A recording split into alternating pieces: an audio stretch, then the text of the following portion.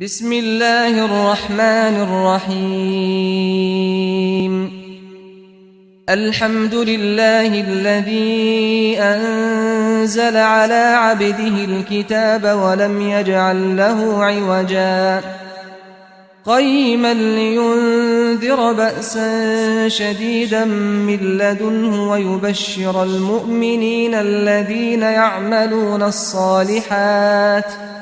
ويبشر المؤمنين الذين يعملون الصالحات أن لهم أجرا حسنا ماكثين فيه أبدا وينذر الذين قالوا اتخذ الله ولدا ما لهم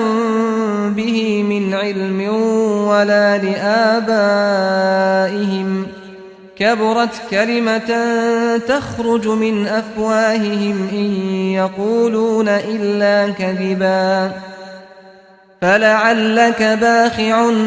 نفسك على آثارهم إن لم يؤمنوا بهذا الحديث أسفا.